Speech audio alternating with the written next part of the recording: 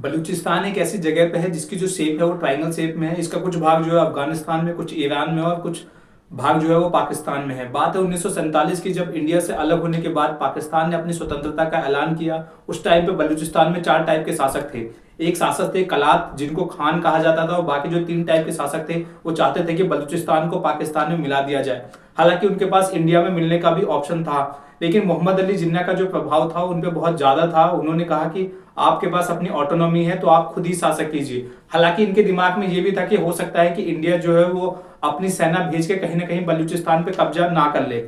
तो इसलिए जो है मोहम्मद अली जिन्ना ने उसके आजादी के 6 से 7 महीने बाद ही अपनी पाकिस्तानी सेना को भेज के बलूचिस्तान पे इन्होंने कब्जा किया।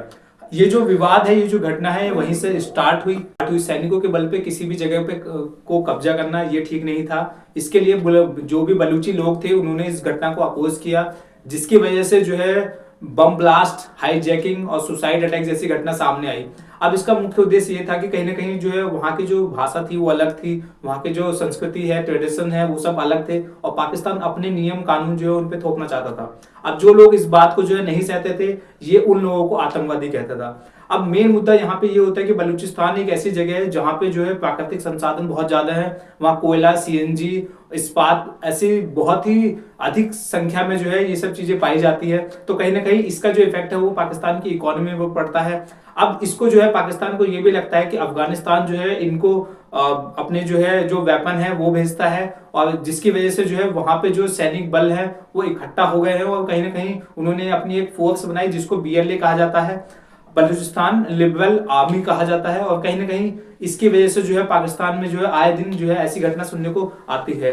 अब इसका मेन मुद्दा ये होता है कि क्योंकि जगह वो ऐसी है कि इनका पाकिस्तान का चीन के साथ जो है कनेक्शन बहुत अच्छा हुआ, और चीन भी जो है वहां से फायदा उठाना चाहता है। तो अब इन्हें ये दिखाई देता है कि जो बलूचिस्तानी लोग हैं, क्योंकि उनकी जो जनसंख्या वो बहुत कम है और जगह वो बहुत ज्यादा है, लेकिन उनकी जो स्थिति है वो आज भी बहुत ही पिछड़ी है, और इससे जो है जो चीन है वो भी वहां से फायदा लेना चाहता है। तो वो चाहते हैं कि कहीं ना कहीं हम लोगों की जो जमीन है वो टोटल जो है कहीं ना कहीं बट जाएगी। अब इससे ये हुआ कि बलूचिस्तान के छोटे छोटे हमलों से पाकिस्तान एकदम हिल चुका है, क्योंकि अभी ट्रेन हाईजैकिंग के मामले में लगभग जो है पाकिस्तान के 300 सैनिक की हत्या की गई। इसके अलावा जो है 17 मार्च को आज जो है वहां पे बम अटैक किया गया।